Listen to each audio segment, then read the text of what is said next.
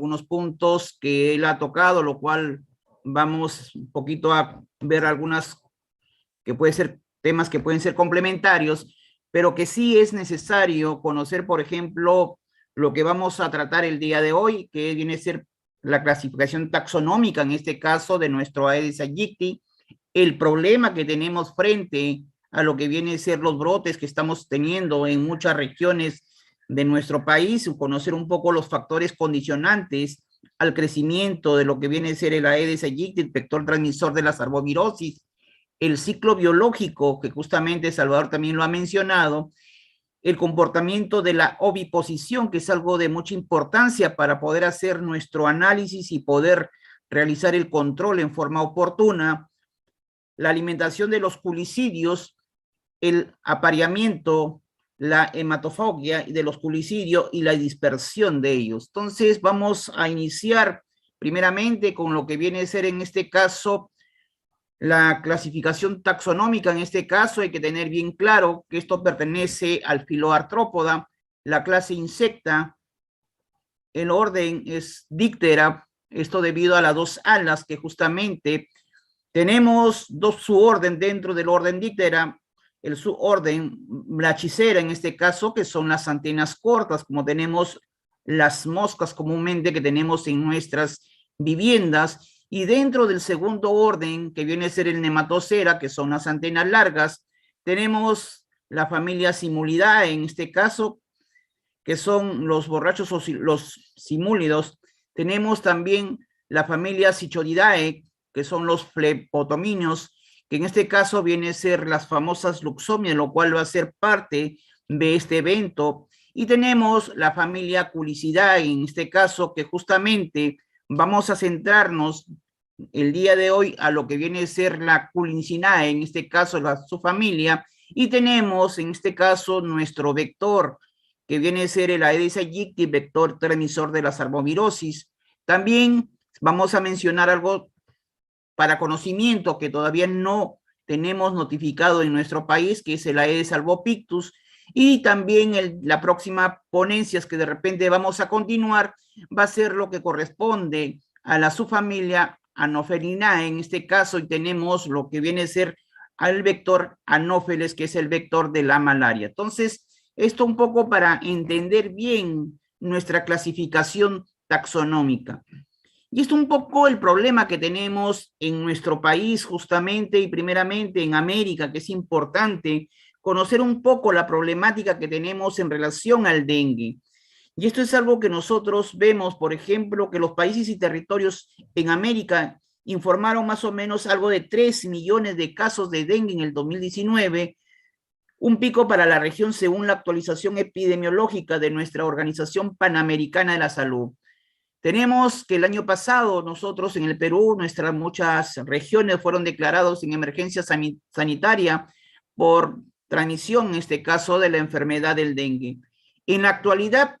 tenemos algunas regiones que justamente siguen en transmisión en lo que viene a ser el problema de dengue, que justamente conlleva que tengamos que ver el enfoque, en este caso, integral de dicho problema que tenemos en muchas de nuestras regiones. Y esto significa, por ejemplo, el tema de financiamiento, que es algo importante de lo que nosotros, en este caso, es necesario contar, por ejemplo, el presupuesto en las intervenciones de control, el riesgo, en este caso, de aumento que justamente para el año 2021 notificó, en este caso, nuestra Dirección General de Epidemiología, algo de 32.255 casos de dengue que se presentó en nuestro país. Tenemos también ver un poco el tema de la resistencia de los vectores, que es algo importante, justamente el tema que tenemos a nivel de nuestro país, que es que en la actualidad se viene utilizando un inhibidor de crecimiento, que es el piriproxifen, y para lo que viene a ser el control adulto, en este caso de nuestro Aedes aegypti, que es en este caso un órgano fosforado, que es el malatión. Entonces, es importante primeramente tener bien en claro cómo está nuestro comportamiento frente a lo que viene a ser en este caso las moléculas que nosotros tenemos en la actualidad como sector salud. Hay que ver también los factores condicionantes al crecimiento de las arbovirosis. Ya Salvador lo ha hablado muy claramente. Primeramente, tenemos el factor humano y la movilidad, es justamente que el desplazamiento que tenemos permanente de una región a otra, de los países vecinos a nuestro país, y esto, por ejemplo, se ingresa por muchas fronteras de nuestro país. Uno de ellos, que es la frontera por Tumbes, donde Tumbes estuvo sin problema de malaria, y con el ingreso de nuestros amigos venezolanos a nuestro país, prácticamente de nuevo hemos iniciado con el problema de transmisión de la malaria. Hablando de lo que viene a ser el flujo de permanente, vemos que muchas regiones, en este caso, que son regiones de alta transmisión, se puede también originar el problema que otras regiones vecinas que tenemos de repente bajas densidades vectoriales o tenemos de repente regiones que no están implementando actividades, originemos un problema en este caso de transmisión de las arbovirosis. El medio ambiente también es otro factor que hay que tener en cuenta, que justamente el cambio de temperatura en muchas localidades de nuestras regiones hace que la gente almacene los depósitos de agua. Mucha gente que de repente tengamos un saneamiento deficiente al momento de hacer nuestra recolección de nuestros residuos, de nuestros domicilios, se formen los famosos criaderos en forma temporal y que son criaderos potenciales, en este caso potenciales para la presencia del vector Aedes aegypti. El tema de los vectores, que justamente ya Salvador lo ha explicado muy bien en este caso, en la Aedes aegypti, y es bueno ir evaluando en este caso lo que es en este caso dentro de nuestra región en comparación con otras regiones, el tema de nuestras variaciones de las cepas de Aedes que se puede estar presentando y ciertos cambios que se pueden estar dando a lo que viene a ser su comportamiento del vector. Y el tema del virus, que es algo que justamente se ha explicado muy claramente, la presencia de los virus en nuestras localidades, de nuestras regiones, en relación al tema del serotipo de virus que puede estar circulando, como es para el virus dengue, el virus Zika y el virus chikungunya. Entonces, esto es de mucha importancia que nosotros debemos siempre tener en cuenta en el análisis de lo que viene a ser ciertos factores condicionantes al crecimiento de las arbovirosis. Vamos a enfocar también en lo que viene a ser el tema de nuestro calentamiento global, que es un tema de mucha importancia. Esto ha hecho que muchas localidades de nuestra región, primeramente, tengamos escenario que de repente estuvimos en escenario 1, hemos pasado a lo que viene a ser escenario 2. Y esto debido a las condiciones climáticas que justamente ha permitido que el vector al momento de la colonización a nuevas áreas geográficas tengan todas las condiciones como es temperatura y humedad. Y vemos prácticamente que esto es algo acentuado, nuestras temperaturas se han incrementado en los últimos años y lógico que hemos tenido un aumento en lo que viene a ser en áreas con positividad al vector.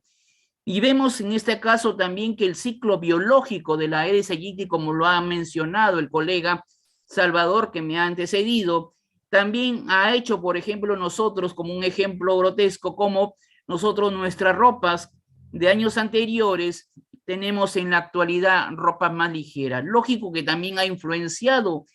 en este caso, el calentamiento global con el deshielo de muchas áreas, en la presencia de lluvias que permiten, en este caso,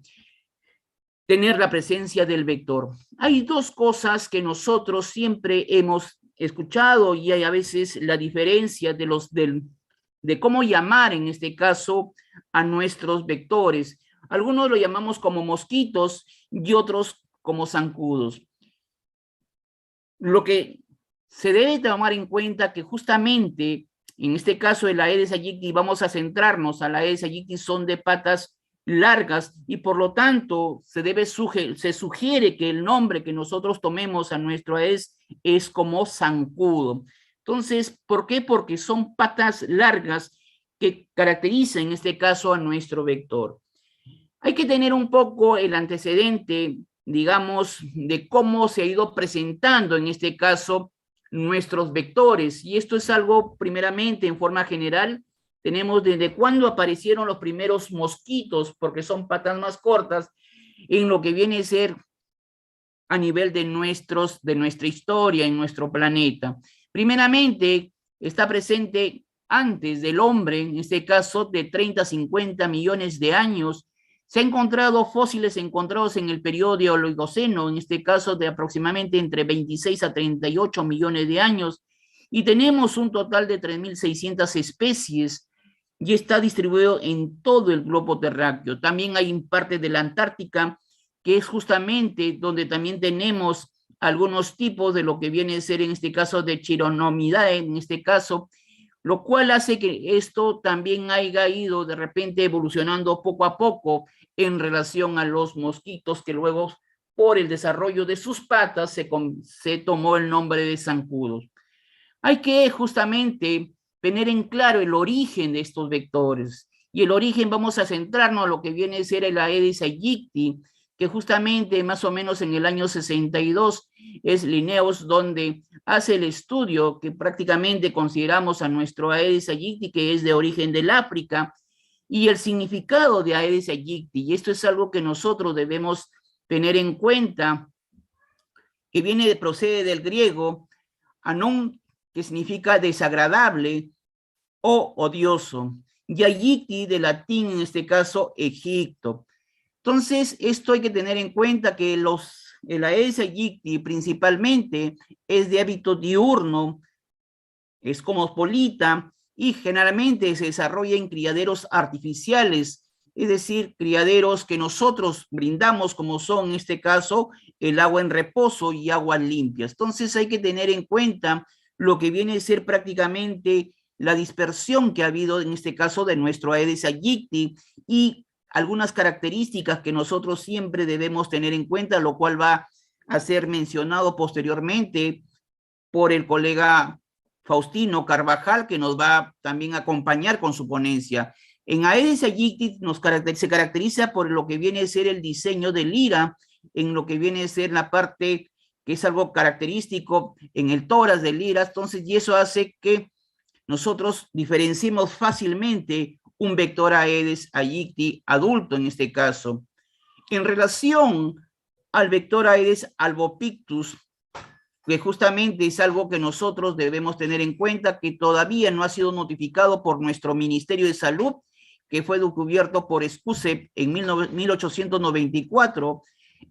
El origen de la Aedes albopictus es del sudeste asiático y es conocido como el tigre asiático. Este es algo fundamental que nosotros tengamos en cuenta, que nuestro Aedes albopictus todavía no se ha notificado en nuestro país, pero que tiene y es conocido como el tigre asiático. Tenemos el significado del nombre también del griego, anom, que es desagradable o odioso, y albopictus de latín, pintado de blanco. Se ha encontrado más en áreas rurales y en bosques. Es cosmopolita y de hábito diurno. Para conocer un poco, el vector en estadio adulto presenta una línea blanquecina, en este caso, en lo que viene a ser su tórax, lo cual es algo característico del vector Aedes albopictus, lo cual va a ser detallado por nuestro colega Faustino Carvajal. Hablar del ciclo de vida de la Aedes aegypti, como justamente ya lo ha mencionado el colega que me ha antecedido, Salvador, prácticamente presenta dos estadios. El estadio, en este caso, de la fase que desarrolla en el agua, y otro estadio que también es el estadio prácticamente adulto, que es en la parte aérea. Entonces, vamos a mencionarlo, la parte acuática, que son prácticamente que el zancudo coloca sus huevitos en las paredes de los depósitos, que es el de donde se almacena el agua. Esto se desarrolla en lo que viene a ser los estadios de larva, que es algo característico, y en esto se dan los 4 estadios larvales, y luego la larvita evoluciona a lo que viene a ser el estadio de pupa, para después de 2 o 3 días pasar a un estadio adulto. Esto un poco para entender bien el desarrollo de lo que viene a ser, en este caso, nuestros vectores, cuando por ejemplo tenemos el Aedes aegypti adulto, donde apreciamos que prácticamente coloca sus huevitos en las paredes de los depósitos. Esto, después de 2 días prácticamente de desarrollo, lo que hace es eclosionar a los estadios de larvas, eclosiona los estadios de larvas y luego pasaría a un estadio de pupa para luego eclosionar a un estadio de adulto. Esto un poco para ver los días prácticamente que conlleva prácticamente el desarrollo de la parte acuática, lo cual vamos a detallar posteriormente. Vamos a mencionar más o menos el comportamiento de la oviposición, en este caso de los culicidios, y esto es algo que nosotros debemos tener en claro, y la pregunta muy, digamos, que todo el mundo tiene siempre, ¿cuánto es la cantidad de huevecillos que puede poner un culicidio? Y esto es algo que nosotros debemos tener en claro, todo lo que viene a ser el ciclo de oviposición, en este caso de nuestro Aedes aegypti, para poder implementar las actividades. Y esto es algo que nosotros debemos tener en cuenta, que este Aedes aegypti o la familia culicidio puede colocar entre 50 hasta 500 huevecillos la hembra. La oviposición puede ser única, en este caso de la familia culicidios,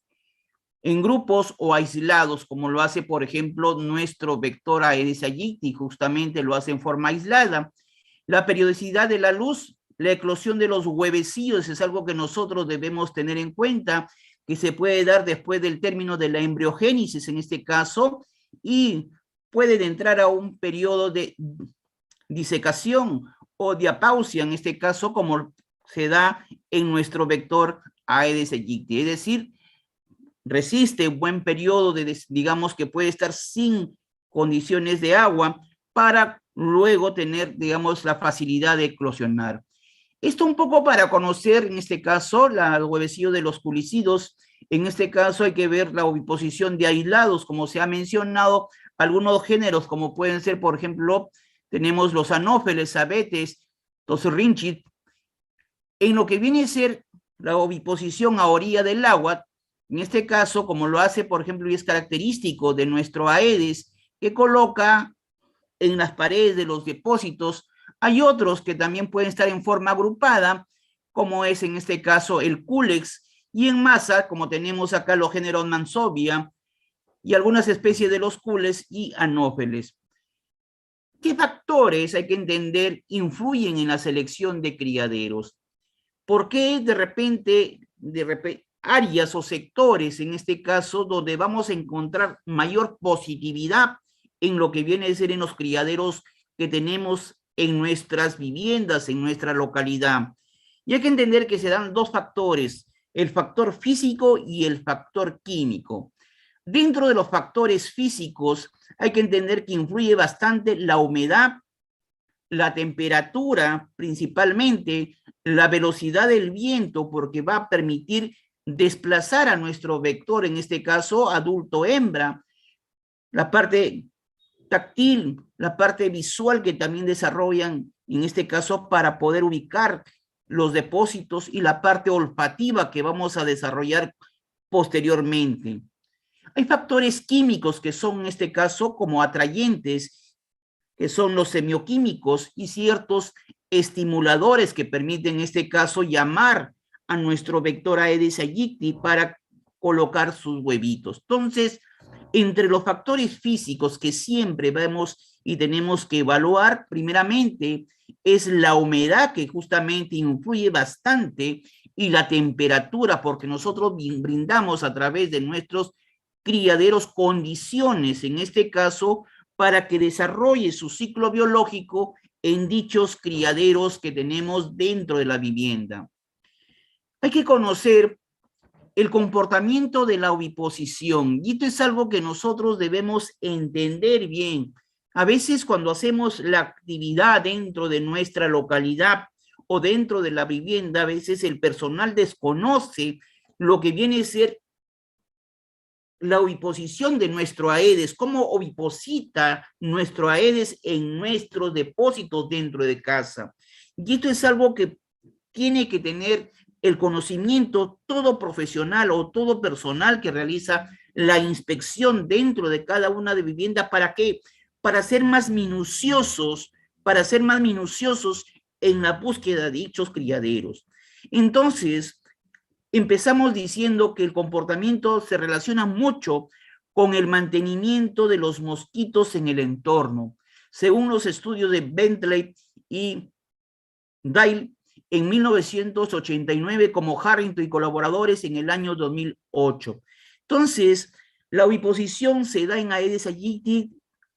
en saltos, es decir, que va colocando los huevos en varios criaderos cuando están disponibles, y eso fue estudiado por Moyi y Morky en 1980. Entonces, amigos, hay que partir de ahí que la oviposición no solamente de nuestro vector Aedes aegypti se da en un solo depósito, sino que esta oviposición se da en varios depósitos que puede dentro de casa encontrar nuestro vector Aedes aegypti e ir colocando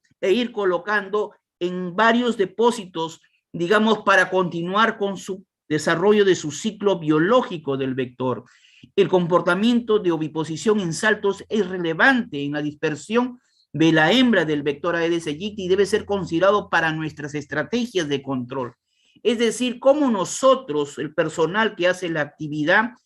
cómo va a implementar las actividades. Primeramente, si son los tipos de criaderos, si son criaderos de repente que están en depósitos que la familia lo utiliza diariamente, o son depósitos utilizados de repente como bebederos o material en desuso que están en sus patios. Y esto fue estudiado por Edman y colaboradores en 1998, por Reiter en el 2007 y Melo y colaboradores en el 2012. Entonces, hay bastante que nosotros comencemos a analizar con nuestro personal que hace la actividad en campo para poder ver bien qué estrategias de control se va a implementar cuando nosotros con nuestros vectores vemos el criadero potencial que tenemos en cada una de nuestras localidades y cuál ha sido el criadero predilecto en este caso para el Aedes aegypti en la localidad A o en la localidad B. Este comportamiento en este caso va a influenciar mucho en los índices larvarios, en este caso, de nuestro Aedes aegypti, como se va a detallar en la siguiente ponencia de nuestro colega Salvador. Hay que tener en cuenta el tema de la oviposición de nuestro Aedes aegypti en el agua o en las paredes de los criaderos. Este es un estudio que ustedes van a tener la oportunidad de leer todo el paper desarrollado, donde se hicieron estudios con dos tipos. Primeramente, con oviposición directo al agua y en paleta. Y esto hay que analizar un poco con la disposición del número de criaderos que se pudo tener, digamos, que adaptar para poder implementar dicho estudio. Entonces, si el vector Aedes aegypti oviposita sus huevitos directamente o en una paleta en este caso. Y esto nos permite evaluar cuál es el mejor momento de la campaña para el control de los criaderos. Si puede ser de repente en temporada de lluvia o escasez de lluvia. ¿Por qué? Porque cuando tenemos temporada de lluvia vamos a tener un mayor número de criaderos en el material que podemos estar en nuestros patios. Y se pudo evidenciar con estos estudios que prácticamente cuando existe un criadero, la mayor cantidad que se coloca los depósitos de huevos que pone nuestro Aedes aegypti generalmente es en paleta. Cuando tenemos dos criaderos que se pudo adaptar ahí para poder hacer el estudio, sigue siendo que es en paleta la mayor cantidad, digamos, mayor porcentaje de huevos encontrados. Cuando son 4, lo mismo en paleta, cuando son 8 criaderos y cuando son 16 prácticamente, ya tiene, digamos, mayor predisposición en este caso, y el vector Aedes aegypti lo que hace en este caso es colocar prácticamente el depósito acá en lo que viene a ser en la ovitrampa con agua. Entonces es algo que nosotros debemos tener en cuenta, que es algo fundamental, y esto nos permite determinar en qué momento yo debo implementar nuestras actividades de control. Si es cuando tenemos una mayor positividad en dichos, digamos, en el mayor número de criaderos que se ha formado por el tema de las lluvias, o es que yo debo implementar mis actividades antes del periodo de lluvia? Yo creo que todo el mundo la respuesta ya lo tiene que realizarse antes de los periodos de lluvia y poder ver el mecanismo de evitar la presencia de lo que viene a ser número de criaderos positivos hacia la Aedes aegypti. Dentro de los factores meteorológicos sobre Aedes aegypti hay que tener en cuenta la temperatura diaria, influye mucho el rango de temperatura de nuestras localidades que a veces ignoramos. El día de hoy también vamos a tratar sobre algunos indicadores ambientales que nosotros podemos ir pensando para poder implementar y no solamente enfocar a la Aedes aegypti como si fuera un objeto no vivo. Hay que entender que la Aedes aegypti es un objeto, digamos, es un ser vivo, muy dinámico, que está influenciado por la temperatura que tiene las condiciones para su ciclo de vida, para su dispersión, como también para las condiciones que proporcionan las lluvias, en este caso, y la humedad. La temperatura diaria, en este caso, determina las tasas de desarrollo y de supervivencia de nuestro Aedes aegypti. El rango de temperatura que justamente nos regula la tasa de desarrollo del vector Aedes aegypti en lo que viene a ser su ciclo biológico. La lluvia es la que proporciona los criaderos que justamente utiliza nuestro Aedes aegypti para el desarrollo de sus ciclos en los estadios inmaduros, es decir, de huevo, larva y pupa. La temperatura también influye en el comportamiento de la ingestión de la sangre, modula el periodo de incubación extrínseco que se dijo ya Salvador, que lo explicó muy claro, que se da en el vector, y la humedad afecta la tasa de supervivencia. Entonces, hay factores meteorológicos que influyen directamente en el desarrollo del vector. Vamos a entrar un poco, digamos, general para que luego de repente el colega Faustino va a profundizar más la parte taxonómica de la Aedes aegypti. Primeramente, en los huevecillos de Aedes aegypti. Este de tamaño es pequeño, de 1 milímetro de largo, puede permanecer en este caso, y acá sí de mucha importancia por estudios que también nosotros vamos a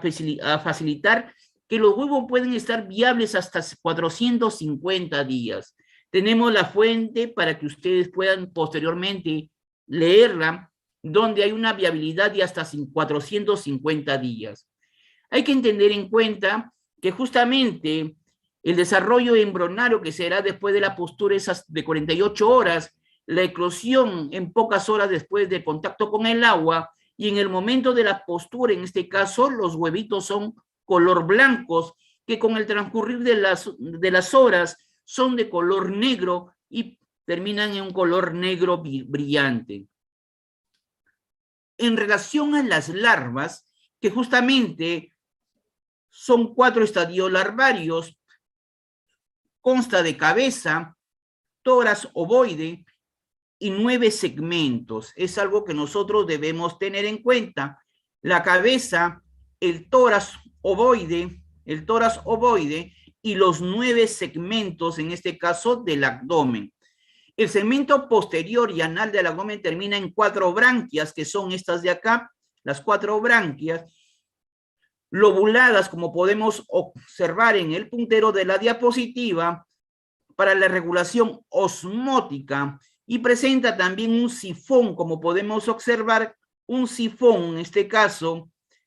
que permite la respiración. Entonces, no olvidemos que nuestras larvitas respiran por el sifón, en este caso, que justamente se colocan, como podemos ahí, casi a la superficie del agua, para poder realizar la respiración,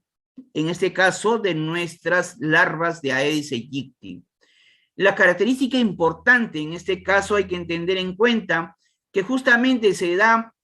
en lo que viene a ser en el último segmento, donde presenta, en lo que viene a ser en este caso las espinas prominentes a cada lado del tórax, en este caso, a cada lado del tórax, y además presenta en el último parte del segmento abdominal una hilera de peines de 7 a 12 escamas. Son las hileras de peine que es en el último segmento que se da en este caso del peine, que le permite diferenciar con las otras larvas correspondientes. En relación a las pupas, hay que tener en cuenta, la base del tórax tiene unos tubos respiratorios, en este caso, o trompetas, conocido como trompetas, que atraviesan la superficie del agua y permiten la respiración. En la base del abdomen hay un par de remos, que justamente tenemos un par de remos que sirven para nadar en lo que corresponde a nuestras pupas. La trompeta no acampanada distalmente porque el ápice de cada paleta natatoria tiene un solo pelo, que es algo característico de lo que corresponde en este caso a la pupa. Las pupas de la Aedes aegypti tienen cerdas robustas, que justamente lo va a detallar un Faustino, y son bien desarrolladas. Hay que entender que el estadio de pupas en Aedes aegypti no se alimenta. Prácticamente ya estamos a un paso de lo que viene a ser la presencia del vector Aedes aegypti, que son en estadios ya adultos, donde nosotros podemos apreciar, en este caso, la presencia de lo que viene a ser la probóscides, antenas, en este caso los palpos, que es algo que nosotros nos caracteriza, y lo que viene a ser los ojos, el occipucio, el mesonoto, el escutelo, que justamente tenemos en la parte que permite, en este caso, lo que viene a ser el arterio, el abdomen respectivo. También tenemos lo que viene a ser las alas, el fémur, en este caso la tibia, y los famosos tarsos correspondientes de sus patas. En relación a la diferencia que se pueden dar entre los tres vectores fundamentales, como tenemos el Aedes aegypti, prácticamente los huevos son colocados en forma aisladas. En anófeles, como se va a detallar posterior, es que presentan algunos flotadores, y lo que viene a ser algunos cules que se forman en forma de agrupados, como si fueran unas pequeñas balsitas flotantes. ¿Cómo se puede apreciar fácilmente en este caso nuestro Aedes en relación a la superficie? Tenemos que prácticamente forma un ángulo menor a 45 grados, donde el sifón va directamente a la superficie para realizar el proceso de respiración. En relación a lo que corresponde, el cules forma un ángulo mayor a 45 grados, tenemos el sifón que es más largo, y lo cual hace que también nosotros podamos diferenciar con mucha facilidad. En relación a lo que corresponde, los otros estadios que justamente tenemos, que vamos a diferenciar lo posterior, es lo que viene a ser las famosas antenas, y lo que viene a ser también cuando son antenas plumosas, en comparación entre uno y otro vector. Hay que también que nos permite diferenciar, en este caso, el sexo masculino con el sexo femenino en relación a lo que viene a ser los tipos de antenas, si son plumosas entre masculino, que lo va a detallar nuestro colega Faustino. En relación a la alimentación de los pulicidios, hay que tener que el zancudo Aedes aegypti macho solamente se alimenta de néctar. En cambio, a comparación de los Aedes aegypti hembra, se alimentan de lo que viene a ser la parte sanguínea, y generalmente son antropofílicos por excelencia. En relación a la alimentación de los machos, como sabemos, son del néctar o solución azucarada, de preferencia por sacarosa, o lo que viene a ser glucosa, y algunos estudios, como podemos apreciar correspondientemente, y algunos papers que también ustedes pueden tener para hacer lectura, que va a ser colocado en la plataforma. En relación al apareamiento, tenemos que justamente antes o después de lo que viene a ser la alimentación, la hembra, después de la emergencia, prácticamente ya queda lista para ser apareada. En cambio, los machos requieren 24 horas después de la emergencia para poder endurecer su exoesqueleto, es decir, que requieren un poquito, 24 horas para endurecer todo su exoesqueleto y poder realizar el procedimiento de apareamiento con el Aedes aegypti hembra. La atracción sexual se da justamente a larga distancia por los movimientos de las alas, y a corta distancia por lo que viene a ser algunas feromonas sexuales que libera, en este caso, el Aedes aegypti hembra. También podemos ser, digamos, la manera de orientar al apareamiento viene a ser la frecuencia alar, en este caso por el movimiento de las alas. en donde las hembras es de 400 hercios HZ o los machos de 600 hercios HZ. Entonces lo que tenemos que justamente es a través del movimiento alar que se puede dar de lo que viene a ser en machos un mayor sonido en comparación con las hembras que genera 400 HZ. Tenemos el apareamiento que se puede dar por especies. En este caso vamos a ver escenogamas o escenogámicas, es decir, apareamiento en pequeños espacios que se puede dar durante el vuelo o sobre la superficie. Y esto lo tenemos, por ejemplo, que es común, que podemos apreciar en nuestro Aedes aegypti, en Aedes albopicto, en Culex quinquefasciatus, en Anopheles aquasalis. ¿Cuál es la preferencia en este caso del hospedador por los culicidios para la alimentación sanguínea? En caso de nuestro Aedes aegypti hay que tener en cuenta que es antropofílico por excelencia. En caso de lo que viene a ser otros vectores, uno de ellos que puede también mencionarse es el Anopheles, y otros así como son zoofílicos, es decir, que también puede alimentarse por sangre de animales. Entonces, algo que nosotros debemos quedar muy en claro, que el vector Aedes aegypti son vectores antropofílicos, es decir, que se alimenta de sangre de las personas. ¿Cómo poder localizar en este caso a nosotros? Es necesariamente importante la localización que desarrolla nuestro Aedes aegypti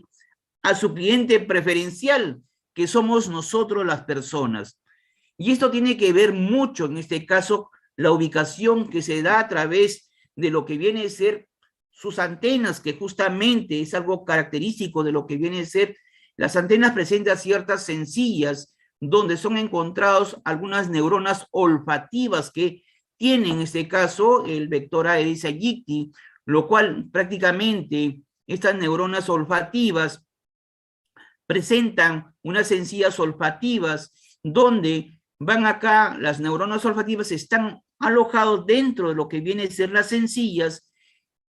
que son cuticulares y son bañados por hemolinfa. Cada sencilla en este caso es una unidad con conexión propia sustentada por las células accesorias cuya molécula de olor entra a través de algunos poros que tenemos acá prácticamente, que es donde podemos apreciar esto blanquito, una superficie, unos poros, que prácticamente va al lado de la cutícula y son las neuronas olfativas que en este caso protegen sus axonios para el cerebro, es decir, mandan la señal a la parte del nervio antenal,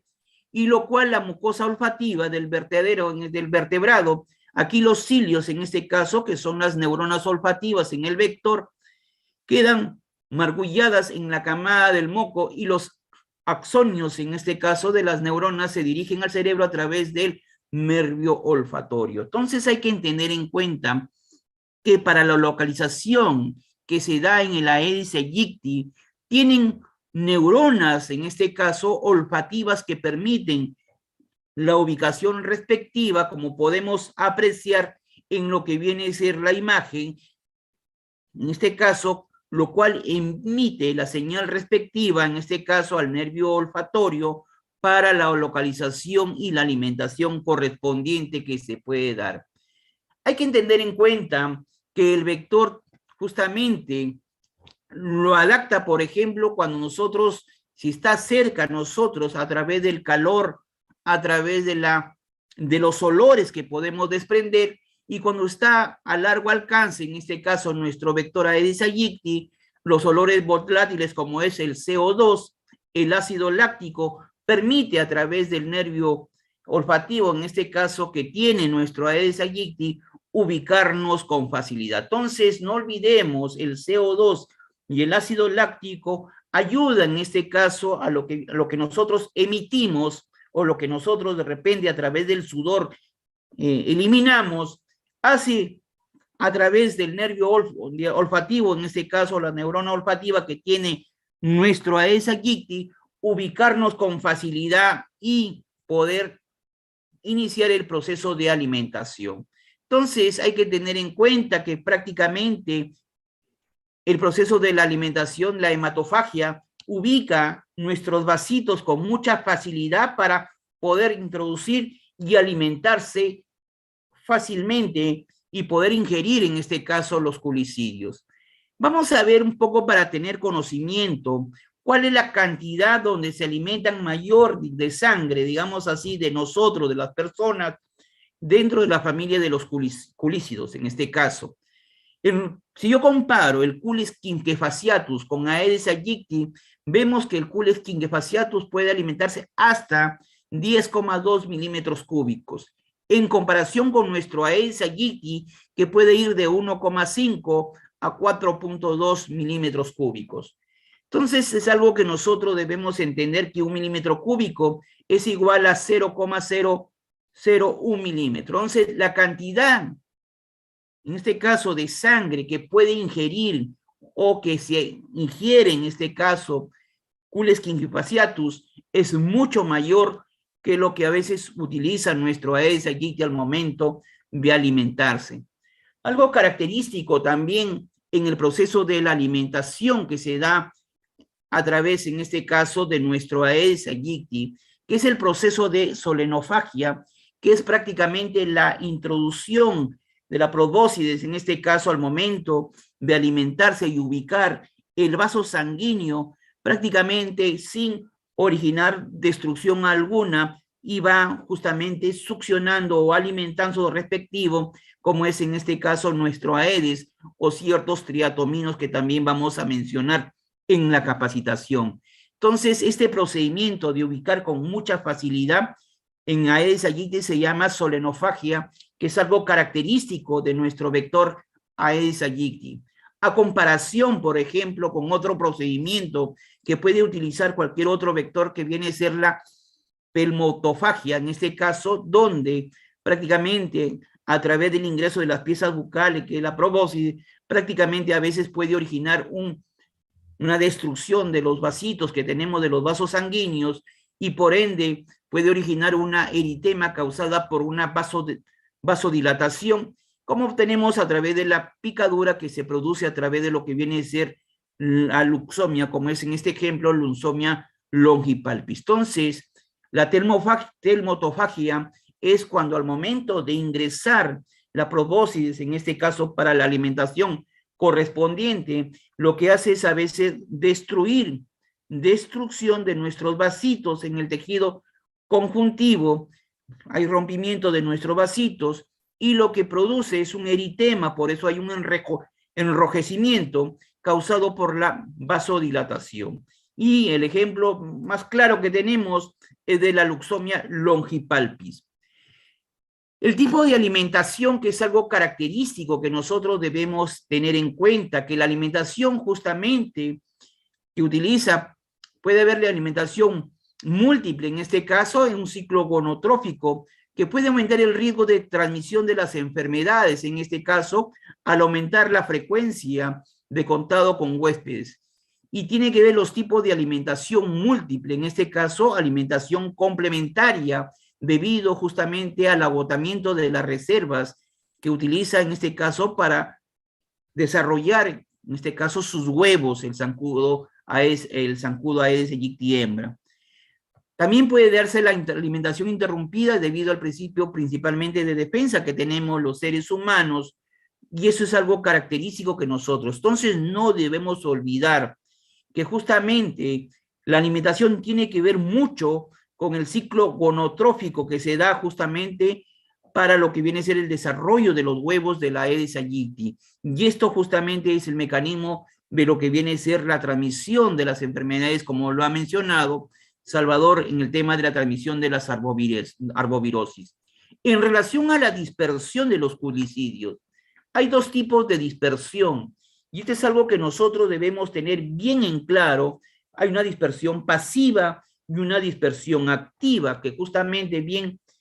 que es lo que vamos a detallar posteriormente, porque los mosquitos se dispersan, es decir, utilizan todo el mecanismo uno, que es en este caso en busca de los alimentos, como es una dispersión activa, porque requiere sangre para alimentarse, es decir, que va en busca también de sus criaderos. ¿Cuál es la importancia de la dispersión de la transmisión de la enfermedad? Es que nos ayuda que justamente, de acuerdo a nuestra dispersión que hacemos, que justamente a través de la vigilancia entomológica, vamos a ver también que el vector que me va a originar la enfermedad del dengue o del chikungunya o del Zika, justamente me va a diseminar también el virus, en este caso, me va a originar el problema de invasión o recolonización en localidades o en áreas libres, en este caso de infestación. Vamos un poco a ver el ejemplo de dispersión activa de los culicidos, en este caso en Australia, donde se liberaron algo de 1948 hembras de Aedes aegypti y justamente se utilizaron 69 viviendas con trampas y se hizo un radio de evaluación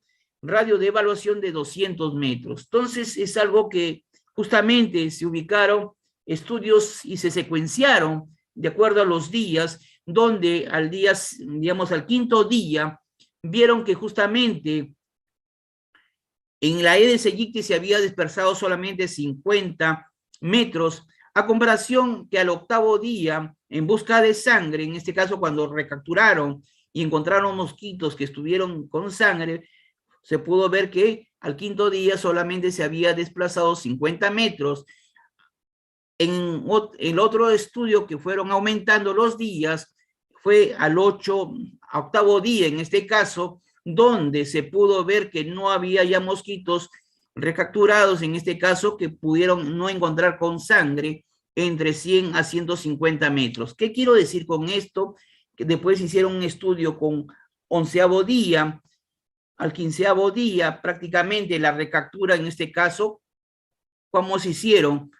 En este caso, y se pudo apreciar que prácticamente que nuestro Aedes aegypti podría tener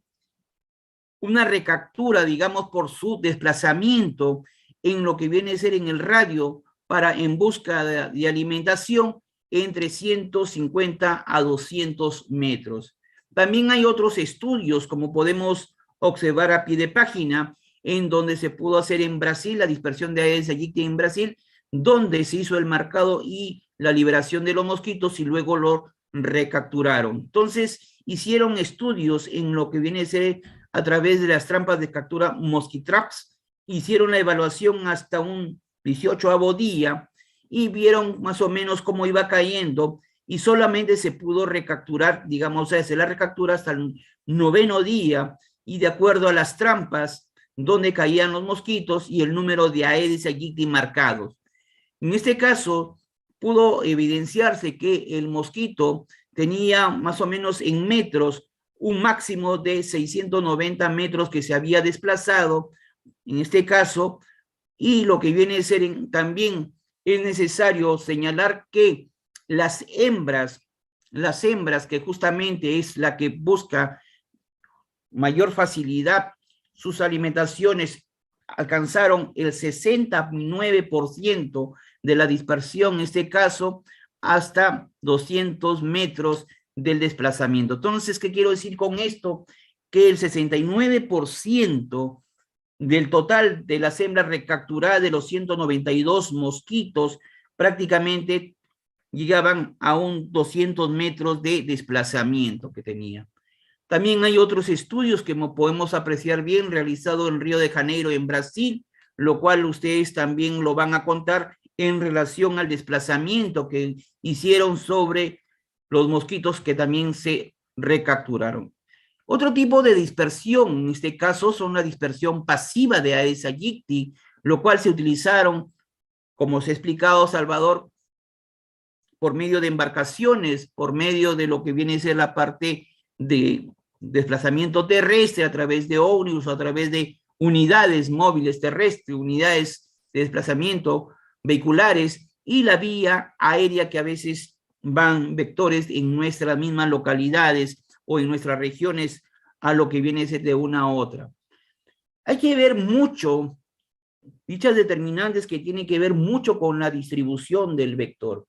Salvador lo ha explicado, vamos un poquito a detallar más, que viene a ser la competencia vectorial que se puede estar dando de acuerdo a la presencia del vector en un área geográfica, la disponibilidad de los criaderos, que es mucho que nosotros tenemos que ir analizando, la densidad poblacional, focos estratégicos, los factores climáticos que justamente se mencionó, la vegetación, tenemos la estructura urbana y lo que viene a ser mucho con lo que es la segregación espacial o la ubicación espacial, en este caso, que es predilecto para nuestro vector Aedes aegypti.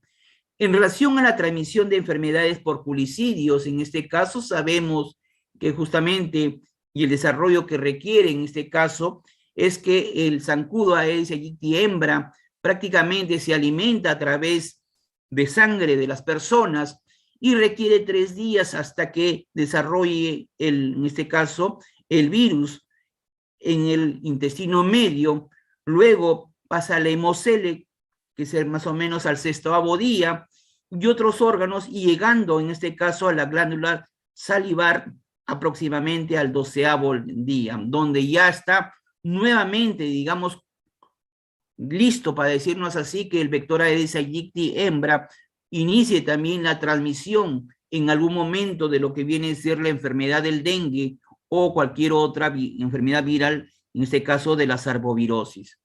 Para conocer un poco más lo que viene a ser la forma de transmisión en este caso, y se hizo un estudio para ver la transmisión horizontal, y esto es algo que nosotros debemos tener en cuenta, donde se expusieron 48 mosquitos a los 3 tipos de virus, donde recogieron de las piernas, de la saliva y de los cuerpos en 2 tipos, al 14º día y al 21º día. Hicieron el estudio para ver, por ejemplo, si solamente es negativo, si es chikungunya, si es dengue, si es zika, si es chikungunya y dengue, si es chikungunya y zika, si es dengue y zika, la positividad, y si pueden presentar en este caso la triple positividad. Y esto justamente compararon y se pudo evidenciar que el 92% de los mosquitos fueron infectados en este caso con los 3 virus en ambos puntos de tiempos combinados. Es decir, los mosquitos en este caso de Aedes aegypti hembra, de los 48, 45 fueron infectados en este caso con lo que viene a ser los 3 tipos en este caso, del virus dengue, del virus chikungunya y del virus zika. A los 21 día, en este caso, posterior, fueron 43 mosquitos de Aedes aegypti, de 48 que se pudo evidenciar la presencia que podría tener el virus dengue, el virus chikungunya y el virus zika. Entonces, un poco para conocer bien, ya El Salvador lo ha detallado, lo que viene a ser el tipo de transmisión, lo cual todo el mundo conocemos, en este caso, los serotipos que existen para el virus dengue 1 a 4, un virus serotipo 1, serotipo 2, serotipo 3 y serotipo 4, que puede ser transmitido en este caso a través del vector Aedes aegypti, como también a través de lo que viene a ser albopictus. En caso de lo que viene a ser chikungunya, también Aedes aegypti, también puede ser albopictus. En fiebre amarilla, generalmente es Aedes aegypti, y en Zika, Aedes aegypti. Tenemos la fuente referencial a lo que viene a ser los estudios. Entonces, tenemos los 2 tipos de mecanismo de transmisión, como se ha mencionado, que también se puede dar una transmisión vertical, es decir, del zancudo Aedes aegypti hembra, en este caso en relación al virus, a su nueva progenie a través de los huevos, como fue explicado Salvador en este caso, de que la nueva progenie, tanto puede ser zancudo hembra o zancudo macho, que van a cerrar posteriormente de haber ovipositado sus huevos,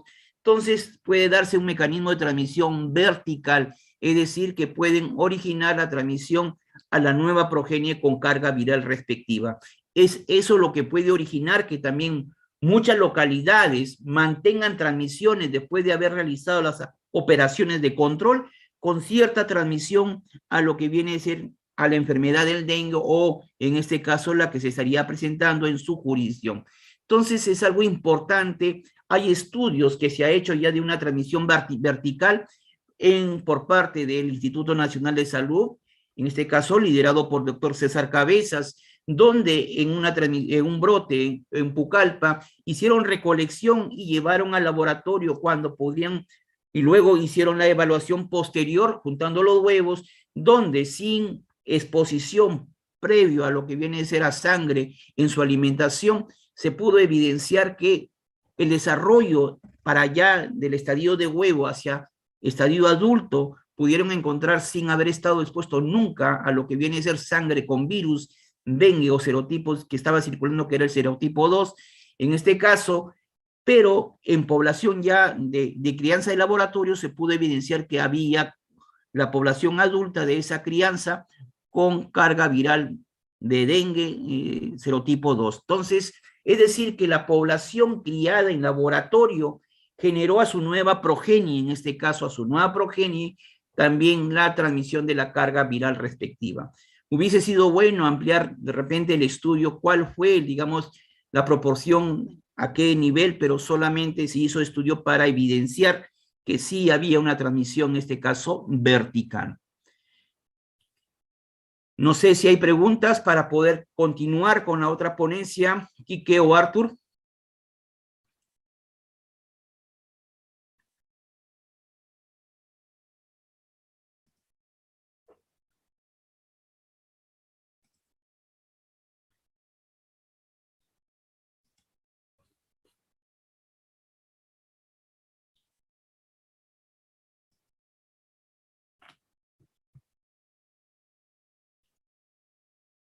A ver si hay alguna pregunta para poder resolverla.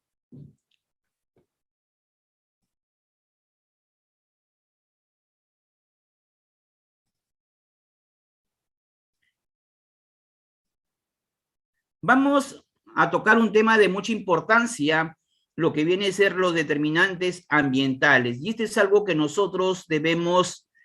enfocarnos bien. En este caso, ¿cuál es la propuesta de la Organización Panamericana de la Salud?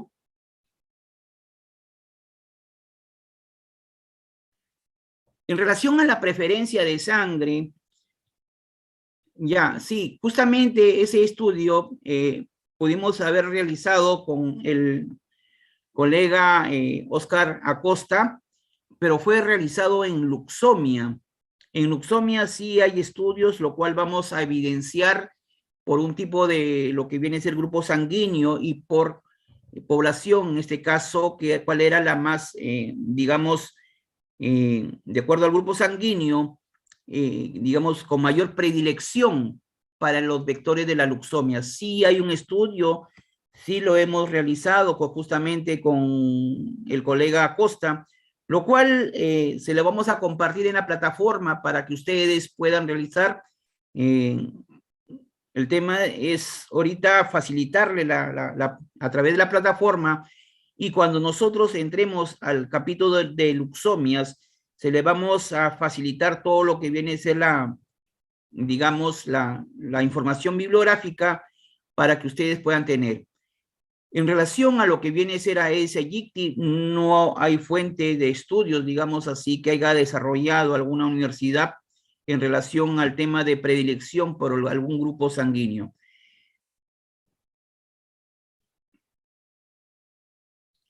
Bueno, con relación a la posibilidad que existe de Aedes aegypti,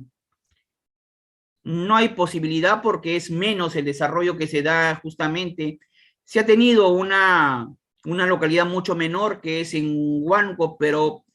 que es mucho menor que Huaraz, donde hay ciertas partes de la misma ciudad de Huánuco que prácticamente es mucho menor a Huaraz, menor a 3.000 metros, que todavía no, difícil, honestamente, estudios que tengamos, que se haya desarrollado de repente cercano a 3.000 metros. Y en este caso, Huaraz tampoco ha notificado estudios de presencia del vector. Entonces, en este caso, localidad cercanas que pertenece a la región de Huánuco, pero que no llegan ni siquiera a 2.500 ni a 2.200 metros sobre el nivel del mar. Es mucho menor donde se ha podido encontrar. Entonces, no hay localidad. Sí, justamente 2.000, en Jaén hay 1.700 metros, como lo exponen ahí.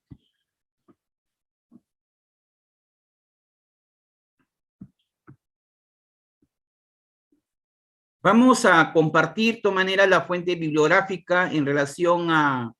al estudio que se hizo en el tema de predilección de grupo sanguíneo con luxomia, sí hay estudio, lo cual vamos a facilitarlo en la plataforma.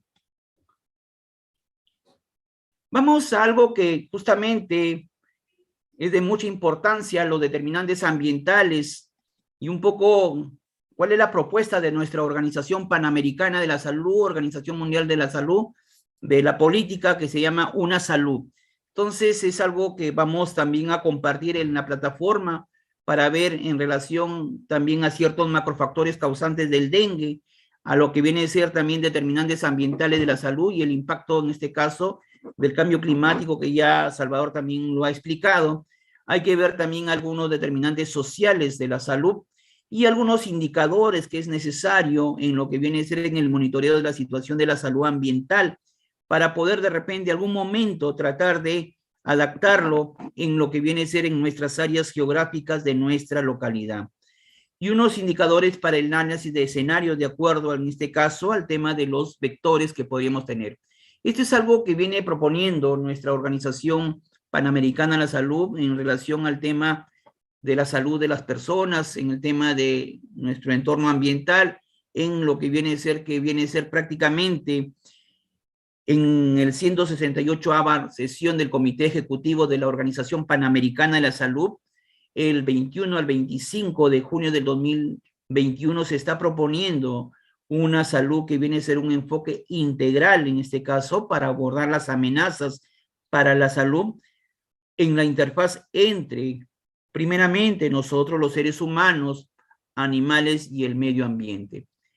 Vamos a ver en qué consisten los antecedentes. En este caso, primeramente, hay que tener en cuenta la colaboración entre los sectores de la salud pública, la sanidad animal, la producción agropecuaria y nuestro medio ambiente es prioridad para la región de las Américas. La OPS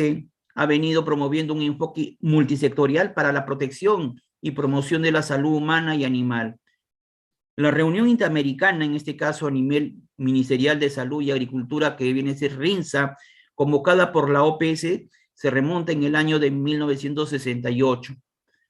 La Comisión Panamericana de Inocuidad de los Alimentos, que viene a ser COPAI, ha asesorado a nuestra organización en materia de inocuidad de los alimentos desde el año 2000. Entonces, lo que quieren hacer la Organización Panamericana, Organización Mundial, es un enfoque integral que veamos en conjunto el problema de la salud humana, salud animal y lo que viene a ser nuestro entorno ambiental. Entonces, hay reuniones que se han llevado, lo que están es que nuestros países que integran fortalezcan los mecanismos de alerta temprana y respuesta orientados a las amenazas que representan enfermedades emergentes y reemergentes, principalmente también las de origen zoonótico, que tiene que ver mucho en relación a lo que viene a ser este enfoque. En relación a los antecedentes de la propuesta de la política que está buscando nuestra Organización Panamericana, Organización Mundial de la Salud, es justamente que en colaboración con el sector, en este caso de salud, el medio ambiente, que viene a ser la Conferencia de las Naciones Unidas sobre el Medio Ambiente y el Desarrollo, la Carta Panamericana de Salud sobre la Salud, el ambiente en el desarrollo humano sostenible y las reuniones en conjunta con los ministros de Salud y Medio Ambiente. Entonces, quieren hacer un enfoque integral del problema, en este caso, en el tema de lo que viene a ser las determinantes. Y algo que justamente es algo que debemos tener en cuenta, los riesgos ambientales que juegan un rol de mucha importancia, el problema de la deficiencia de agua, saneamiento, higiene, contaminación del aire, exposición a productos químicos y principalmente el impacto relacionado con el cambio climático. Y esto conlleva que a veces nosotros tengamos 1.016.000 muertes prematuras al año. Y esto es algo preocupante, donde justamente lo que se quiere es evitar a través de lo que viene a ser los impactos relacionados principalmente al tema del cambio climático, que es lo que buscamos que evitar en este caso ciertos factores que puedan originar, como son los macrofactores en relación al problema del dengue. Entonces, hay que ver un tema fundamental, como se ha mencionado, el tema del crecimiento poblacional, el aumento de la pobreza, inadecuado ordenamiento ambiental, movimiento poblacional migratorio permanente y lo que viene a ser el cambio climático. Y esto justamente es algo que nosotros debemos ir pensando en relación a nuestro problema actual que tenemos, nuestros determinantes, en este caso en relación a la enfermedad del dengue. Primeramente, esta propuesta es de un análisis de determinantes tanto macro como micro. Y en relación al problema macro tenemos que justamente los factores sociales, los estilos de vida y los factores ambientales influyen mucho en relación a la presencia del vector. Dentro de los factores sociales, primeramente,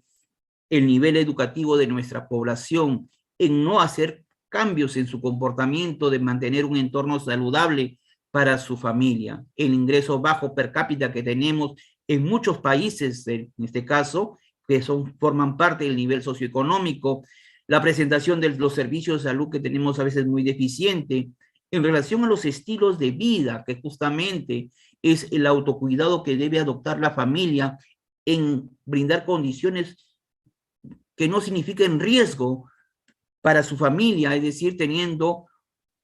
en este caso, condiciones, digamos, o ambientes saludables, las costumbres, la forma de acumular el agua, conocimientos en dengue, los factores ambientales, eso es algo que nosotros debemos justamente de repente conocer el lugar geográfico, el clima, la vivienda,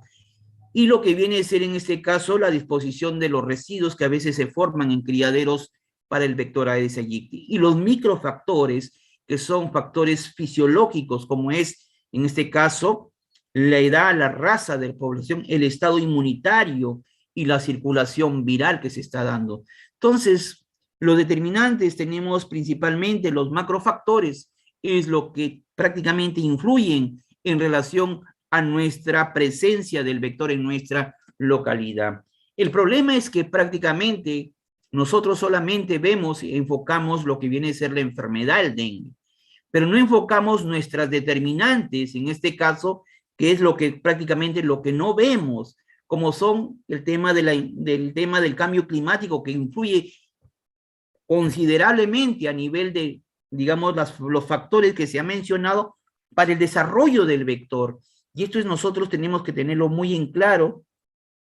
que prácticamente somos, digamos, o nos hacemos, o digamos, no vemos el magnitud o la magnitud del problema que tenemos frente a lo que se nos está viniendo en relación al tema del cambio climático. Las lluvias, tenemos en este caso la presencia de lluvias y los criaderos que tenemos en nuestras viviendas o áreas geográficas donde también tenemos, digamos, sequías que pueden estar presentándose y por ende la presencia del vector. Algunos conceptos que ya se ha explicado mucho, lo que viene a ser endemia, brote, epidemia, pandemia, ecosistema y ambiente. Esto hay que tenerlo bien en claro cuando hablamos de endemia, cuando hablamos de un brote, cuando hablamos de una epidemia, cuando hablamos de una pandemia,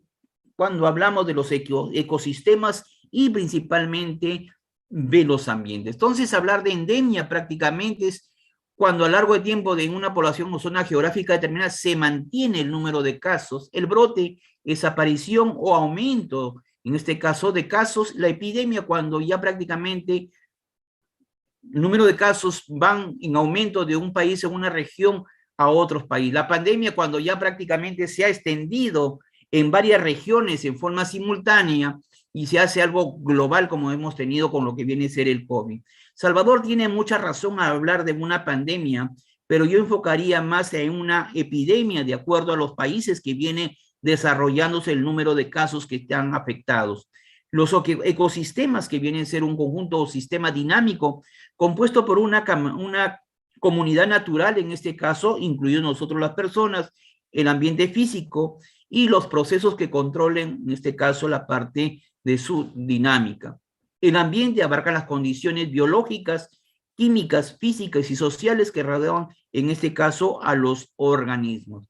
Hay que ver en cuenta que estas enfermedades, en este caso, como es el dengue, tiene que ver mucho con la equidad de las condiciones de salud. Y esto se lograría fundamentalmente disminuyendo la pobreza en muchos países, en este caso, en vías de desarrollo, uno de ellos nuestro país. Entonces, es importante conocer un poco bien de los determinantes ambientales en la salud, que se refiere a la interacción entre el medio ambiente y la salud pública. Esto aborda justamente factores ambientales que influyen en nuestra salud, como son los factores físicos, químicos y biológicos, en este caso, y todos los comportamientos relacionados con esto. Esto es algo que nosotros debemos tener en cuenta para abordar ciertos determinantes ambientales en la salud que debe mejorar directamente la salud de nuestras poblaciones o indirectamente la mejora de la productiva y el aumento del disfrute, en este caso, en el consumo de bienes y servicios que están relacionados, no relacionados también con la salud. Sabemos que se influyen muchos ciertos, como es factores como es el cambio climático, que ya justamente se ha mencionado que hay que limitar en este caso, y ese es el, digamos, el último informe que tenemos de la ONU, donde hay miles de científicos y revisores gubernamentales que coincidieron que hay que limitar el aumento de temperatura no más de 1,5 grados centígrados para evitar, digamos, los peores impactos climáticos, y uno de ellos también el tema de nuestros vectores. Se prevé que en este caso, para fines del siglo, tendríamos un alcance de 3,2 grados centígrados. Por ello hay acuerdos que se están firmando y uno de ellos son los Objetivos de Desarrollo Sostenibles, donde nuestro país también es parte en la Agenda 2030, y esta agenda está formada por 17 objetivos, y lo que tiene que ver mucho con el tema de la crisis climática es el Objetivo de Desarrollo Sostenibles. Y si nos hablamos en el tema de control de los vectores, tiene que ver mucho otros objetivos que también conjugan con lo que viene a ser el problema que tenemos en el tema de los vectores, que es primeramente el tema de la pobreza, el Objetivo de Desarrollo Sostenible 1, la ausencia de pobreza, el objetivo 3, salud y bienestar, el 6, agua limpia, el 17, colaboración para integrar los objetivos, el 13, el cambio climático, y el 11, ciudades, en este caso, y asentamientos humanos sostenibles. Entonces, tienen mucho que ver en este caso los objetivos de desarrollo sostenible con lo que viene a ser un control de los vectores en forma eficaz. Si nosotros no hacemos nada para el tema de agua limpia y saneamiento, no hacemos nada en el tema de disminuir el impacto negativo al tema del cambio climático, de los vectores, o para lo que viene a ser la salud y el bienestar de nuestra población, o la ausencia de pobreza, entonces tendríamos un problema de mayor magnitud. Actualmente 150 países justamente que integran parte de la Organización Mundial de Salud es donde están comprometidos en el tema del Objetivo de Desarrollo Sostenible para lo que viene a ser evitar el impacto de magnitud que tuviéramos. Es justamente el incremento de la temperatura, el tema del proceso de lluvias e inundaciones, sequías que también vamos a tener, y la afectación en nosotros, en las personas. Y lo que se busca es no llegar a un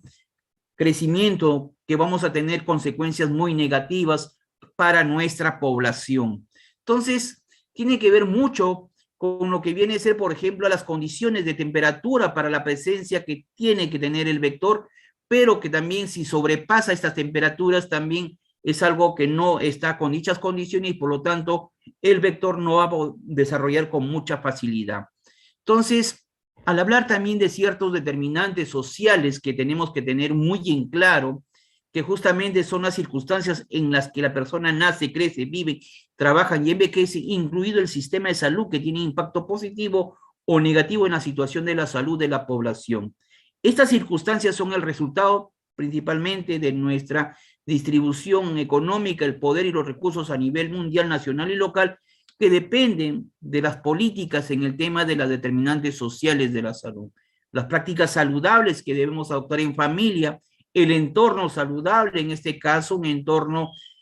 inmediato para nuestra población o nuestra familia, que justamente tiene que ver mucho con el hogar, con la escuela, con la comunidad, con espacios claves donde transcurre la mayor parte de nuestros hijos, nuestra adolescencia, y requieren conocimiento y valores decisivos para la vida. Entonces tiene que ver mucho en relación a lo que es el desarrollo de nosotros como seres sociales o personas que vivimos en sociedad. Los actores sociales son todas las personas o colectivos de personas que desempeñan roles de liderazgo, en este caso que interactúan con los determinantes sociales que pueden contribuir a la mejora o empeorar la salud de nuestra comunidad. Tiene que estar integrado la persona, las instituciones, las organizaciones, los partidos políticos y justamente trabajar siempre con liderazgo, con una concertación y compromiso y en un espacio territorial. Entonces es algo importante que nosotros debemos tener en cuenta, el tema que el compromiso por parte de nuestra comunidad en implementar también ser parte de nuestra actividad en salud. Esto tiene que ver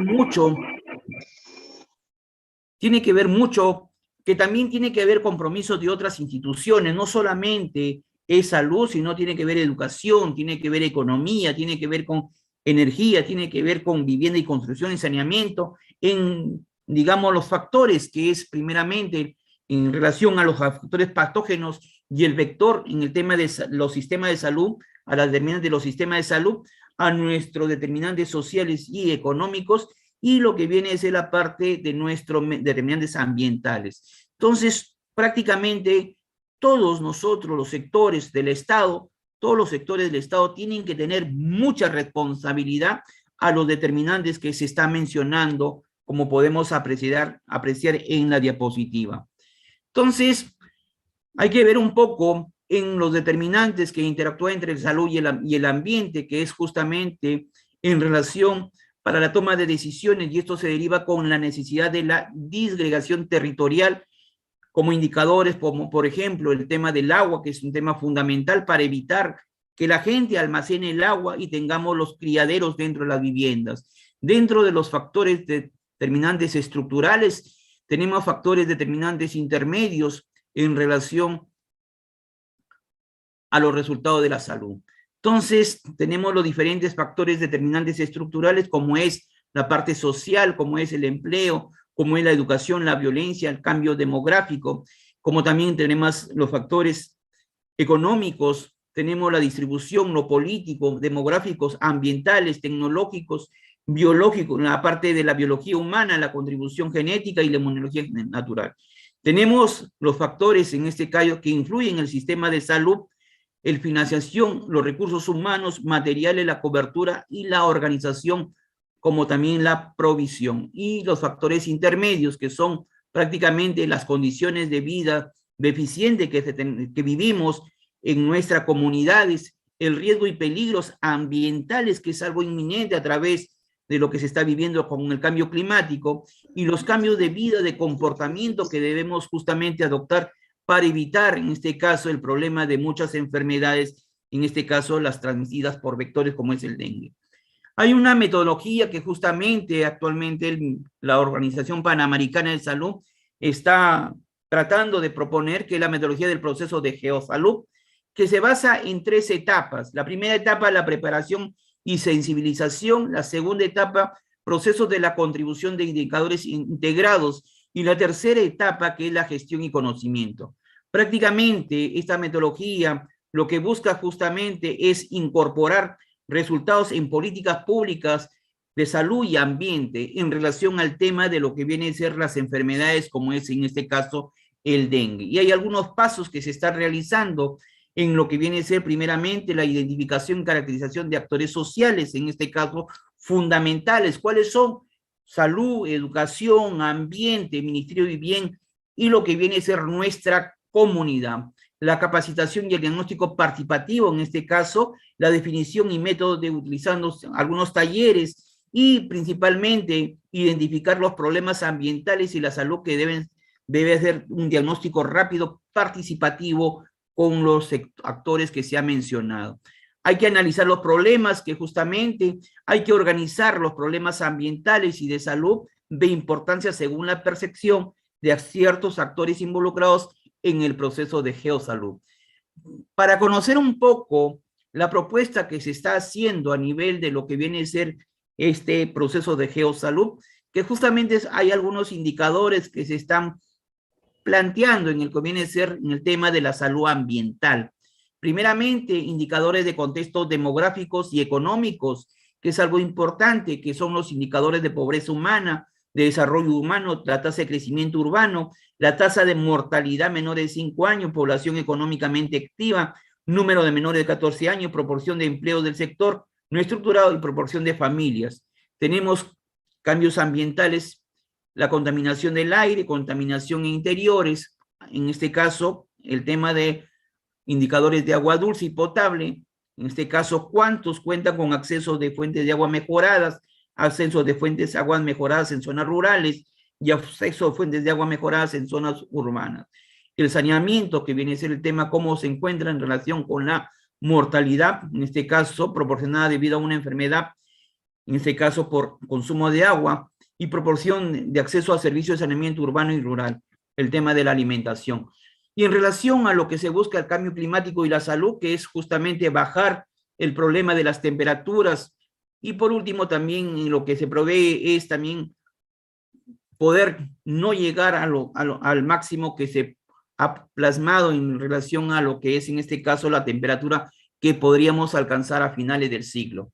Tiene que ver también mucho, en este caso,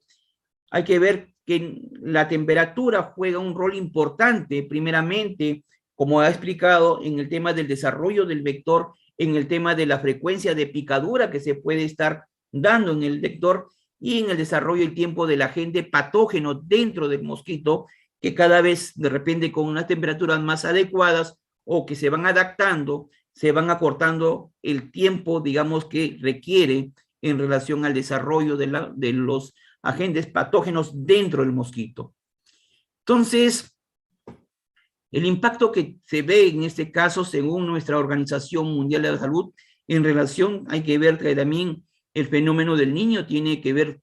de repente, que en muchos países o áreas geográficas tengamos, en este caso, zonas húmedas y el agua modifique en el efecto de las precipitaciones, como también el aumento de la temperatura, en este caso,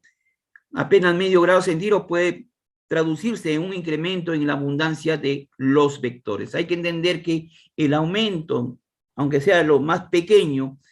lo que hace es el impacto al incremento de los vectores. Justamente vamos a analizar un poco el efecto de la temperatura sobre los vectores. En este caso, hay que ver la supervivencia puede aumentar o disminuir según la especie. En este caso, algunos vectores tienen supervivencia a mayor latitud y altitud en zonas de mayor temperatura, cambio de sensibilidad de los vectores a los agentes patógenos, cambio de la tasa de crecimiento de la población de los vectores, cambios en la alimentación y contacto con el hospedador que puede alterar la supervivencia y cambios en el carácter estacional de las poblaciones. También la temperatura juega un rol en relación al agente patógeno, es decir, el periodo de incubación extrínseco reducido en los vectores con temperaturas más altas, cambio de estación de transmisión, cambios de distribución y la replicación vírica reducida a lo que viene a ser en este caso a los vectores. Tenemos también en relación a lo que viene a ser también la presencia de lluvias, también tenemos a lo que viene a ser dentro del agente patógeno y el agente que se puede estar dando. En relación a la implementación de acciones a corto plazo, y esto es algo que nosotros debemos siempre tener en cuenta. ¿Qué podemos hacer algo inmediato para evitar que en nuestras localidades sigamos teniendo en cuenta el problema de los brotes, en este caso del dengue y otras arbovirosis? Primeramente, en este caso, el compromiso de todos los sectores de nuestros municipios y comunidades, en este caso, y lo que debemos entender es la comunicación social en salud. Es decir, que nosotros hagamos partícipe en nuestra comunidad en lo que viene a ser las actividades de salud, la vigilancia comunitaria que debemos ya ir pensando en implementar, que nuestra comunidad realice su propia vigilancia dentro de su familia, es decir, que la familia cuide el entorno que está brindando sus hijos y la salud de sus miembros integrantes. La campaña masiva de lo que viene a ser la eliminación de los criaderos de zancudos, el recojo y procesamiento de los residuos y la campaña selectiva de recojo y eliminación de los a través de nuestras instituciones educativas, centros laborales, que también se han convertido en estos dos últimos, de repente, años que no hemos tenido presencia en nuestros centros laborales, muchos de ellos también de repente tengan lo que viene a ser criaderos para el vector Aedes aegypti. Algunos indicadores para los análisis de escenario, que es algo que nosotros lo hemos trabajado como Grupo Técnico Sectorial en Cambio Climático del Ministerio de Salud, en relación a los mecanismos de incremento y promedio de temperaturas extremas y lo que viene a ser eventos climáticos extremos y patrones de lluvias alterados. Entonces tiene que ver mucho con la dinámica del vector y tiene que ver mucho con los efectos de los sistemas sociales que se dan en nuestra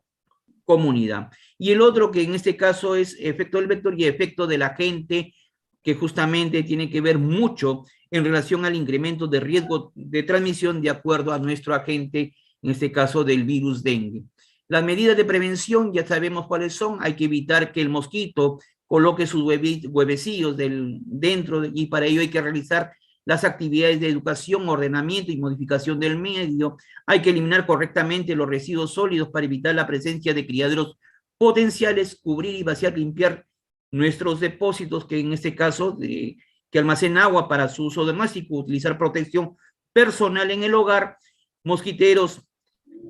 hay que usar manga larga, hay que utilizar materiales tratados con insecticidas, puede ser en este caso, y espirales en algunos casos que requiera para evitar también el tema de problemas a la salud si nosotros no tenemos, digamos, conocimiento de usar dicho por el tema de las enfermedades respiratorias que puede originarse en nuestros hijos. Hay que mejorar la participación y movilización comunitaria, en este caso, para nuestras actividades en el tema del vector. Y durante los brotes epidémicos, en este caso, hay que incluir la aplicación de insecticidas mediante el rociamiento para asegurar que ciertas áreas que ya sabemos que son permanentemente positivas queden impregnadas con un producto que me pueda dar residualidad, como lo recomienda la Organización Panamericana de Salud en la última publicación, lo cual vamos a compartir con ustedes. Gracias y vamos a ver alguna pregunta o inquietud. No sé, Quique, si tienes algunas preguntas.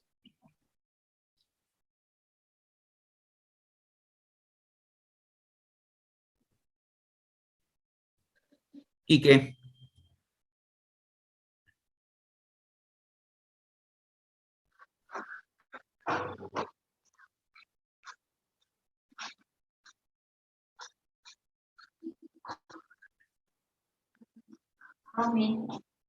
Vamos a ver si hay alguna pregunta.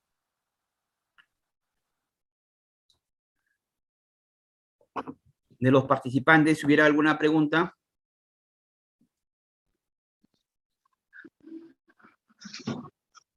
Quique.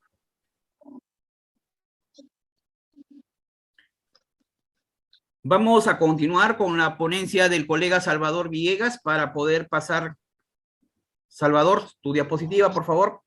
y cumplir con la programación.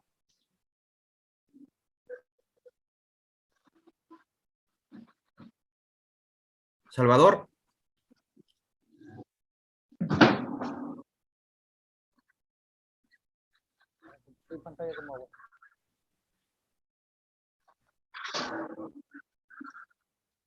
Vamos a continuar con las siguientes diapositivas en relación a vigilancia entomológica por parte del colega Salvador Villegas. A ver, ¿me escuchan? Ahí estoy compartiendo. Sí, se nota.